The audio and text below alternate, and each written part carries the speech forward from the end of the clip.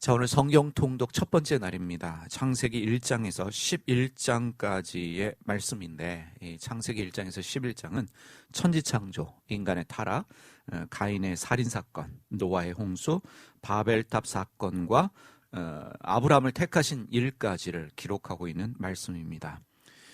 성경의 제일 처음이기도 하지만 이 창세기 1장에서 11장은 우리 신앙의 중요한 기초가 되는 말씀입니다. 하나님이 세상을 창조하셨고, 그리고 인간이 어떻게 타락을 했는지, 죄가 세상에 어떻게 들어왔는지, 또 하나님이 어떻게 인간 구원을 계획하셨는지를 말씀하고 있는 중요한 말씀입니다. 가장 중요한 말씀은 1장 1절의 말씀입니다. 창세기 1장 1절 말씀 아마 다 외우신다라고 여겨지는데, 우리 창세기 1장 1절 말씀 함께 읽어보겠습니다. 태초에 하나님이 천지를 창조하시니라. 이 구절을 믿지 못하면 성경을 읽는 의미가 없습니다.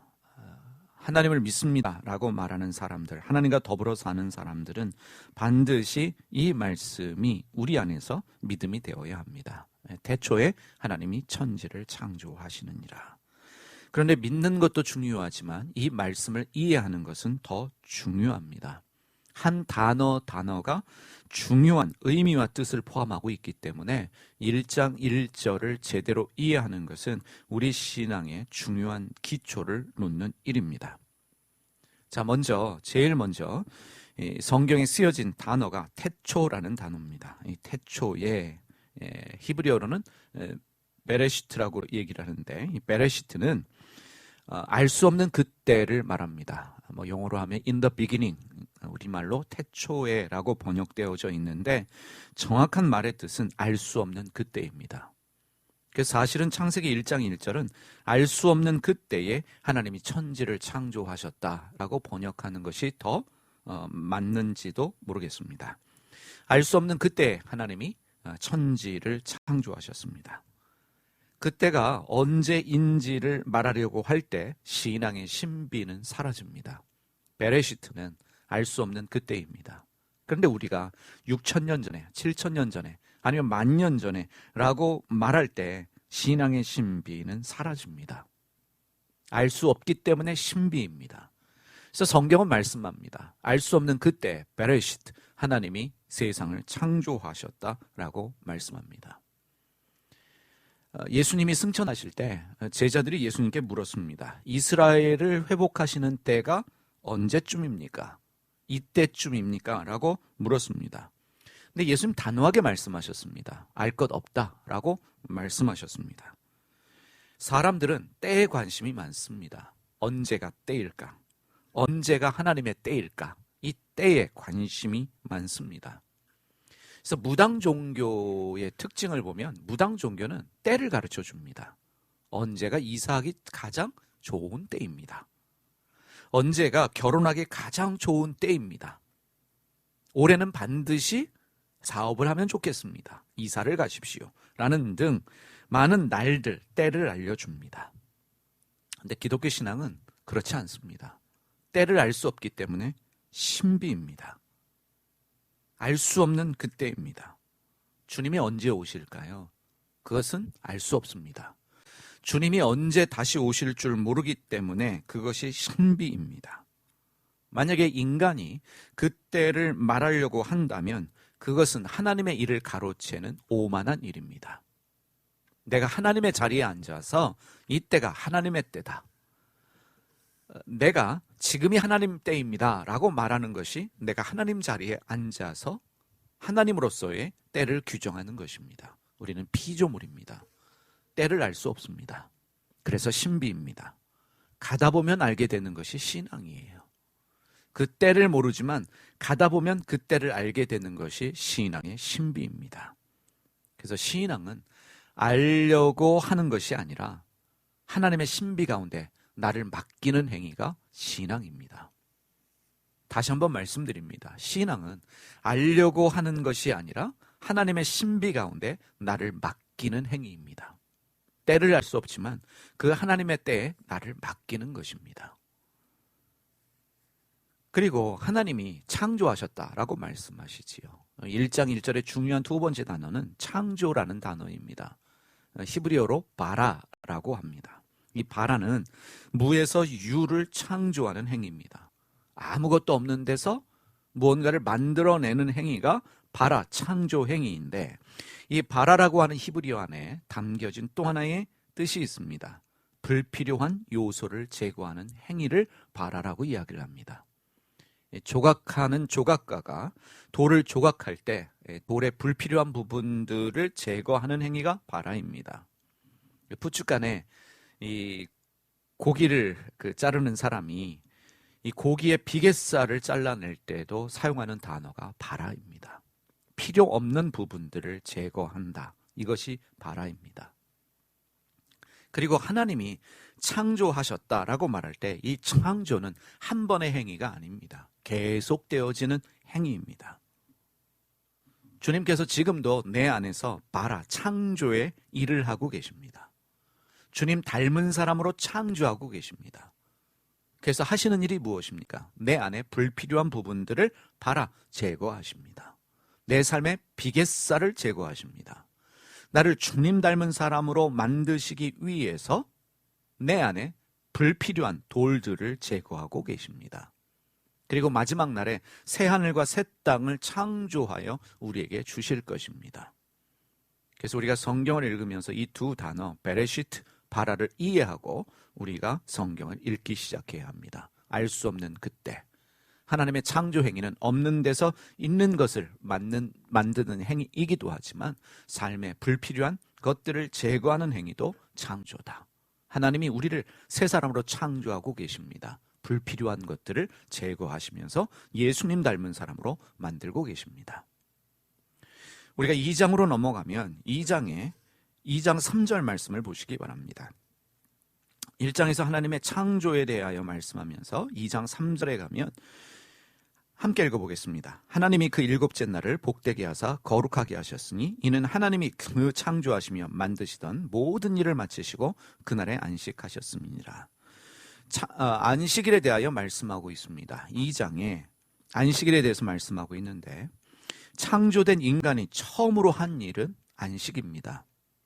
여섯째 날에 인간이 창조되고 그리고 그 다음 날 한 일은 바로 쉬는 일이었습니다. 안식일입니다.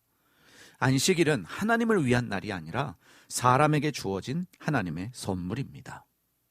하나님이 창조된 인간에게 제일 처음으로 주신 선물이 안식일이라는 것을 우리가 기억해야 합니다.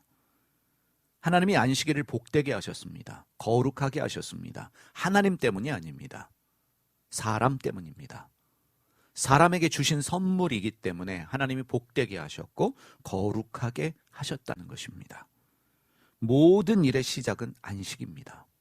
이것을 이해하는 것은 중요합니다. 종교는 신을 위해 인간의 희생을 강조합니다. 그런데 그 종교성이 기독교에선 뒤집어집니다. 하나님이 인간에게 선물을 주십니다. 안식이라는 선물을 주십니다. 일을 해라, 나를 예배하라 라는 것이 아니라, 나를 위해 어떤 행위를 하는 것이 아니라 하나님이 인간에게 안식을 선물로 주셨다는 것입니다. 그래서 우리는 기억해야 합니다. 모든 일의 시작은 안식이다. 그 안식은 하나님이 주신 선물이다. 그럼 안식은 무엇입니까? 이 안식을 이해하는 일은 중요합니다. 안식일은 일을 중단하는 것이 아닙니다. 이 안식이라고 말할 때 이 안식이 히브리어로 사바스입니다. 이 사바스는 멈추어서서 돌아본다라는 뜻입니다. 모든 일을 멈추어서 돌아보는 것입니다. 일을 멈추어야 뒤를 돌아다볼 수 있지 않겠습니까? 다시 말하면 안식일은 육체의 쉼을 통해서 마음을 돌아보는 날입니다. 이것을 깨닫지 못하면, 이것을 인식하지 못하면 하나님을 종교의 신으로 이해를 해버리면 안식일은 돈 쓰지 말아야 되고 병원도 가지 말아야 되고 사람이 아픈데 고치지도 말아야 되고 엘리베이터 버튼도 누르지 말아야 하고 신이 이러한 것들을 하지 마라 라고 했기 때문에 하지 말아야 되는 종교로 전락을 해버립니다. 안식은 하나님이 인간에게 주신 최고의 선물입니다. 거룩하게 하셨고 복되게 하셨습니다. 사람을 위한 날입니다. 무엇보다 중요한 것은 육체의 쉼을 통해서 내 마음을 돌아보는, 내 삶을 돌아보는 날이라는 것을 우리가 기억해야 합니다. 창세기 3장으로 넘어가면 창세기 3장은 인간의 타락을 이야기하는 장입니다. 죄가 세상에 들어왔고 그 죄가 인간에게 어떻게 영향을 미쳤는지를 말씀하고 있는 말씀이 창세기 3장 말씀인데, 이 창세기 3장에서도 이제 중요한 말씀이 15절 말씀입니다. 자, 창세기 3장 15절 말씀 함께 읽겠습니다. 내가 너로 여자와 원수가 되게 하고 내 후손도 여자의 후손과 원수가 되게 하리니 여자의 후손은 내 머리를 상하게 할 것이요 너는 그의 발꿈치를 상하게 할 것이니라 하시고, 범죄한 인간의 구원을 위한 하나님의 방법이 여자의 후손입니다. 하나님께 불순종해서 인간이 범죄했습니다. 근데 가장 중요한 것은 이러한 범죄한 인간을 구원하시기 위한 하나님의 계획입니다. 하나님의 방법입니다. 여자의 후손을 약속하셨습니다. 바로 예수님이십니다. 그러하기 때문에 이 창세기 3장 15절을 최초의 복음이다, 원복음이다 라고 말합니다. 여자의 후손입니다. 이미 지난주에 여러분에게 언급했지만 마태복음 1장에 보면 예수님의 족보를 말하면서 예수님이 요셉이 아닌 마리아에게서 태어나셨다라는 것을 기록한 이유가 여기에 있습니다. 아브라함은 이삭을 낳습니다. 이삭은 아브라함에게서 태어났지만 예수님은 마리아에게서 태어나셨습니다. 왜냐하면 사람을 구원하시는 여자의 후손은 남자가 아니라 남자 없이 여자에게서 태어나야 하기 때문입니다. 여자의 후손은 예수님이십니다. 그 예수님이 원수의 머리를 상하게 하십니다. 마귀의 권세를 이기셔서 우리를 죄와 사망에서 구원하십니다. 그래서 창세기 3장 15절의 말씀은 복음이다라는 것을 기억하시기를 바랍니다. 3장 23절 말씀 보겠습니다. 3장 23절 말씀도 함께 읽겠습니다. 여호와 하나님이 에덴 동산에서 그를 내보내어 그의 근원이 된 땅을 갈게 하시니라. 범죄한 인간이 에덴 동산에서 추방되죠. 그래서 남자는 노동을, 여자는 출산을 해야만 합니다. 그런데 이것을 하나님이 내리신 저주다라고 생각하는 경향이 있습니다. 죄 때문에 저주를 받아서 노동을 하고 그리고 여자는 출산을 한다라고 생각을 하는데, 하나님은 사람을 저주하지 않으셨습니다. 뱀은 저주하셨지만 사람은 저주하지 않으셨습니다. 이 3장 23절에 그의 근원이 된 땅을 갈게 하시니라, 이 갈게 하셨다라고 하는 단어가 히브리어로 아바드입니다. 노동입니다. 그런데 여러분, 이미 아바드를 우리가 배웠습니다. 아바드는 노동을 뜻하기도 하지만 아바드는 예배입니다. 아바드는 축복입니다. 에덴 동산을 돌보게 하셨다라고 할 때도 그 단어가 아바드입니다. 영어로는 서비스라는 단어를 만들어서 사용하는데, 노동이 예배이고 예배가 노동입니다. 일할 수 있다는 것은 하나님 주신 축복이고 일하는 것은 하나님을 예배하는 행위입니다. 죄로 인해 에덴 동산에서 추방되는 인간이 계속해서 하나님을 아바드할 수 있도록, 하나님을 예배할 수 있도록, 일할 수 있도록 하나님이 배려하신 것입니다. 하나님이 사람을 저주하셨다, 범죄했기 때문에 아담과 하와를 저주했다는 말씀을 우리가 찾아볼 수가 없습니다. 또 한 가지, 여자의 출산은 저주가 아닙니다. 하나님은 인간을 창조하신 다음에 뭐라고 말씀하셨냐면 땅에 번성하고 땅에 충만하라 라고 말씀하셨어요. 땅에 번성합니다. 땅에 충만합니다. 무엇을 통하여? 출산을 통해서 가능한 일입니다. 여자가 임신을 하고 아이를 낳을 수 있다는 것은 하나님이 죄를 지었기 때문에 인간에게 내리신 벌이 아니라 하나님이 인간에게 주신 축복입니다. 하나님의 창조 역사에 동참하는 귀하고 복된 일이 자녀를 낳는 일입니다. 하나님의 사랑입니다. 하나님의 배려입니다. 그래서 창세기 3장을 읽으면서 인간이 범죄해서 하나님께 저주를 받았구나라는 관점이 아니라 범죄했음에도 불구하고 하나님이 인간을 배려하셨고 인간을 사랑하시는구나 라는 것을 우리가 이해해야 합니다. 죄로 인하여 에덴 동산에서 추방당하는 사람들을 위하여 하나님은 가죽옷을 해 입히셨습니다. 하나님의 배려입니다. 하나님의 사랑입니다. 죄가 개입되었기 때문에 더 이상 하나님과 함께 할 수 없어서 에덴 동산에서 추방당하지만 그럼에도 불구하고 하나님은 인간을 배려하셨습니다.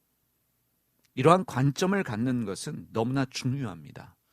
성경을 어떤 이해로 보느냐, 어떤 관점으로 보느냐에 따라서 같은 사건이라도 저주하신 하나님으로도 보일 수 있고 축복하신 하나님으로 이해가 될 수도 있습니다. 사람들이 하나님에 대해서 믿는 것은 참 중요합니다. 근데 그 하나님을 어떻게 이해하느냐는 더 중요합니다. 하나님이 인간을 배려하시고 사랑하신다라는 이 관점, 이해가 없으면, 그것을 깨닫지 못하면 하나님이 무서운 거예요. 저주하시는 하나님이에요. 말 안 들으면 늘 심판하시는 하나님으로밖에 보이질 않습니다. 두려움에 사로잡히지요. 그래서 사람에게 종교성이 생겨납니다. 그런데 우리를 배려하시는, 사랑하시는, 범죄했음에도 불구하고 나를 먹이시고 입히시며 여전히 축복하시는 하나님을 이해할 때 그 하나님 뜻대로 살려는 의지가 생겨납니다. 창세기 3장, 하나님은 사람을 사랑하신다. 그래서 구원하십니다. 사람을 사랑하시기 때문에 여자의 후손을 통해서 인간을 구원하고자 하신 것입니다. 4장에 가면 이제 가인이 아벨을 죽이는 사건이 생깁니다. 그런데 이 4장에 들어가서 가인이 아벨을 죽이는데 가인이 도망할 때에 사람들이 자기 죽일 것을 두려워합니다. 그리고 가인이 도망하여 결혼을 합니다. 그래서 사람들이 이런 질문합니다. 도대체 이 사람들은 언제 생겨난 사람들입니까? 하나님이 아담과 이브만 창조하셨는데 가인이 도망하면서 사람들이 나 죽일 것 같다라는 두려움에 사로잡히고 가인이 결혼을 하는데 도대체 그 여자는 누구냐라는 의문이 생겨납니다. 그래서 이것을 과학적으로 설명하려는 분들이 있습니다. 유전학적으로 이것을 설명하는 분들도 있습니다. 근데 중요한 것은 성경은 이 일에 대해서 설명하지 않습니다. 그러하기 때문에 오류가 있는 것이 아닙니다. 알 수 없기 때문에, 이해되지 않기 때문에 성경은 신비입니다. 신앙은 신비입니다. 그 신비의 영역을 과학적으로 설명한다라고 해서 진리가 되는 게 아닙니다. 사실은 알 수 없기 때문에, 이해할 수 없는 신비이기 때문에 진리입니다. 만약에 논리적으로 설명이 된다면, 과학적으로 설명이 된다면 성경은 더 이상 성경이 아닙니다. 성경은 알 수 없는 미지의 세계입니다. 아담과 하와 의회에 생겨난 이 사람들, 언제 창조되었는지, 어떻게 생겨난 사람들인지 성경은 말하지 않습니다. 중요한 것만을 말합니다. 그것은 무엇입니까? 가인이 아벨을 죽인 사건입니다. 그것을 통해서 우리에게 말씀하시는 것이 있습니다. 왜 가인이 아벨을 죽였을까? 이 최초의 살인 사건을 통해서 우리가 깨닫고 그리고 아는 것이 중요합니다. 그래서 4장을 읽다 보면 생겨나는 그 의문들은 신비의 영역들로 우리가 남겨놓아야 합니다. 앞으로 우리가 성경을 읽으면서 이해되지 않는 여러 가지 일들이 생겨날 것입니다. 신비의 영역으로 남겨둘 때 말로 설명할 수 없는 이해를 내가 가지게 됩니다. 다른 사람들에게 말로 설명할 수 없는 깨달음이 내게 생겨납니다. 그것이 하나님의 은혜입니다. 자, 4장 46절 말씀 보겠습니다. 창세기 4장 46절입니다. 함께 읽어보겠습니다. 셋도 아들을 낳고 그의 이름을 에노스라 하였으며 그때 사람들이 비로소 여호와의 이름을 불렀더라.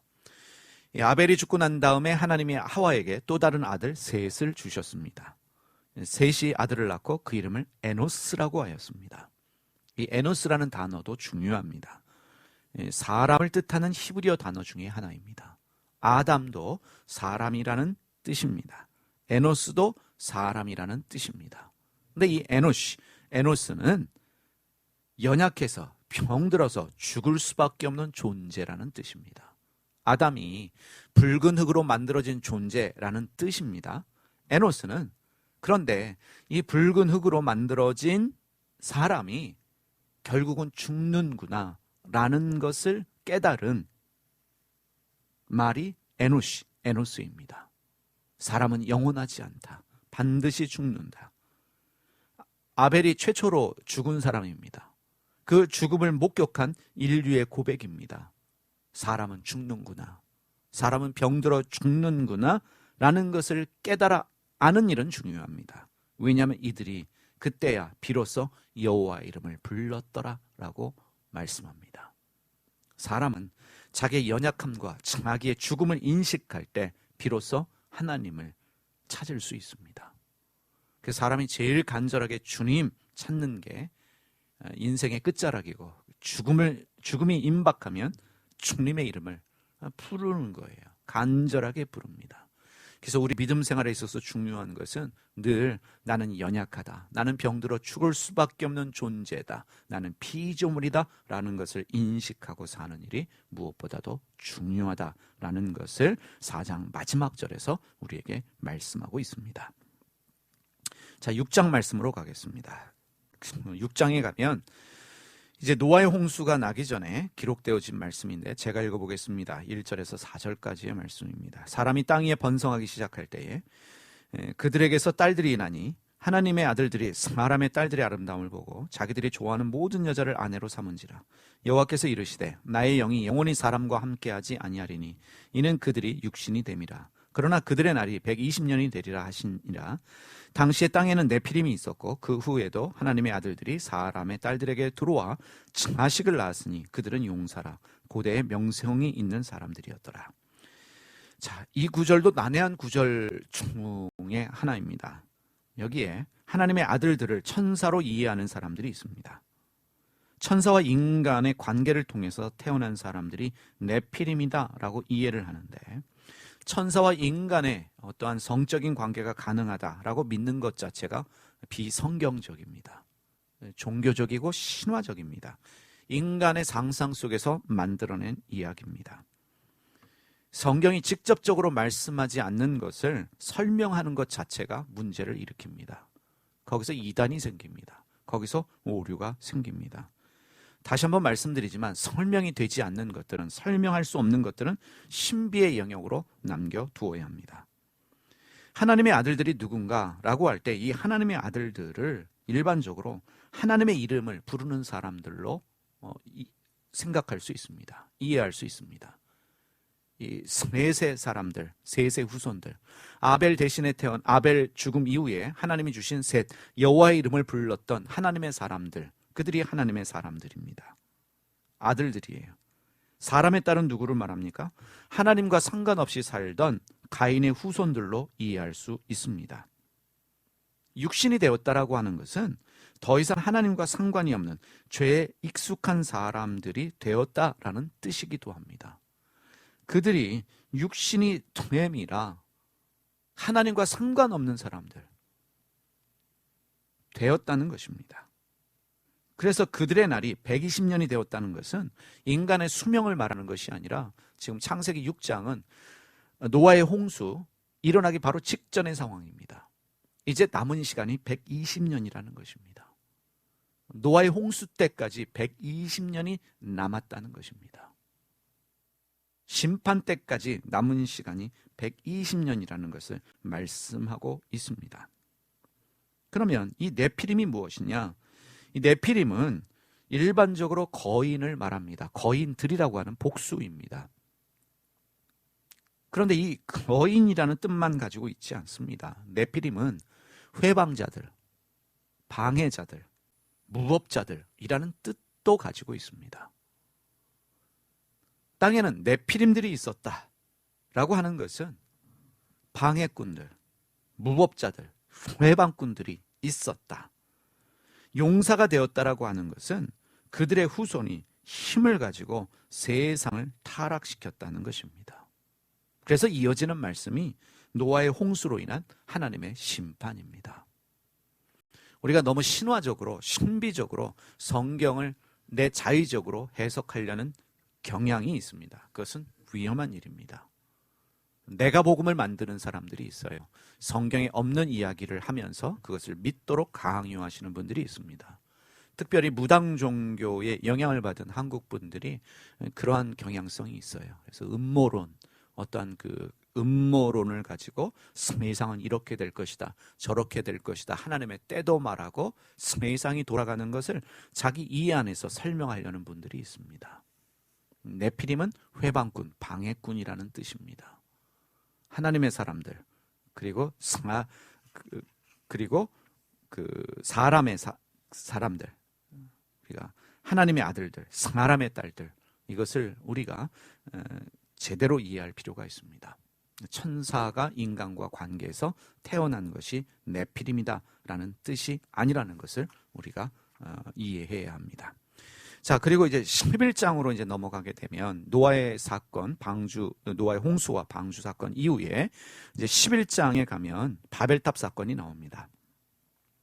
이 바벨탑 사건은 이제 인간의 언어가 갈리고 그리고 사람들이 온 세상으로 흩어진 계기가 되어졌는데, 이 바벨이라는 뜻은 혼돈이라는 뜻도 가지고 있지만 이 바벨이라는 뜻은 바보라는 뜻입니다. 바보라는 뜻을 가지고 있어요, 히브리어 안에서. 그러니까 바벨탑을 쌓은 것은 바보 같은 짓이라는 것입니다. 탑을 쌓아서 하늘에 오르겠다라는 발상 자체가 바보 같은 짓이라는 것입니다. 그 뜻을 내포하고 있습니다.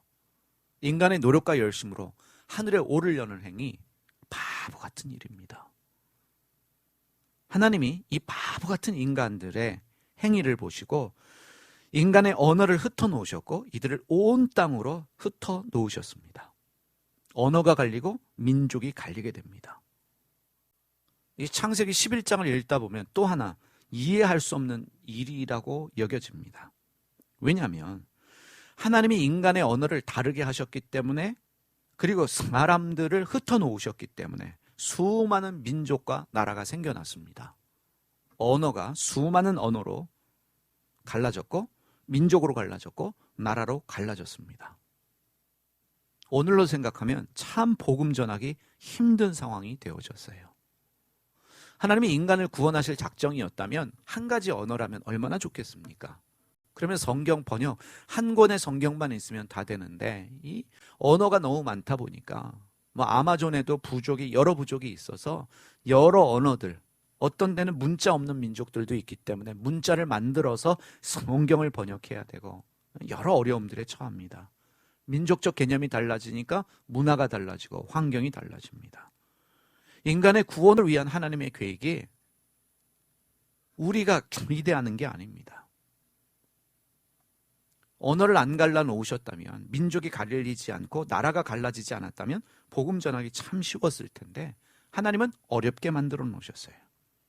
그리고 택한 사람이, 인간의 구원을 위해 택한 사람이 히브리 사람 아브라함입니다.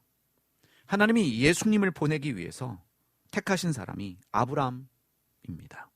아브라함의 가문을 통해서 예수님을 이 세상에 보내시는 긴 여정이 시작되어집니다. 이러한 하나님의 일이 여러분 이해가 되십니까? 하나님이 창세기 3장 15절에서 여자의 후손을 통해서 인간을 구원하시겠다라고 했다면 그 일이 즉각적으로 이루어졌어야 되는데 예수님을 보내시기 위한 하나님의 계획은 서두름이 아니었습니다. 긴 여정이었고 그 상황 속에서 인간의 관점으로 보면 어렵게 만들어 놓으셨어요. 단순한 방법도 있으신데 복잡한 상황을 만드셔서 일하십니다. 이러한 하나님의 계획을 인간이 알 수 없습니다. 하나님은 서두르지 않으십니다. 이것이 알 수 없는 신비의 영역입니다. 왜 아브라함을 택하셨는지, 왜 언어를 갈라놓으셨는지, 왜 민족들을 갈라놓으셨는지, 왜 수많은 나라들이 생겨나게 하셨는지, 이것은 알 수 없는 신비의 영역입니다. 하나님은 알 수 없어서 하나님입니다. 누군가 하나님의 창조, 인간의 타락, 노아의 홍수, 바벨탑 사건에 대해서 질문을 하거든 여러분 다 설명하려고 하지 마십시오. 우리는 설명하려고 합니다. 이해시키려고 합니다. 신비한 영역으로 남겨두시기를 바랍니다. 그 신비한 가운데 설명할 수 없는 하나님의 뜻을 깨닫고 내면이 변화되어지고 깊이가 생겨나는 것이 바로 신앙입니다. 설명할 수 없어서 하나님이시고 이해할 수 없어서 하나님이시고 신비롭기 때문에 하나님이십니다. 그 안에서 우리가 깨달음을 얻고 이해를 가지고 그 하나님을 조금씩 알아가면서 변화되는 것이 신앙입니다. 이러한 관점을 가지시고 오늘 창세기 1장부터 11장을 읽으실 때 많은 은혜 받으시고 또 깊은 깨달음을 얻으시기를 바랍니다.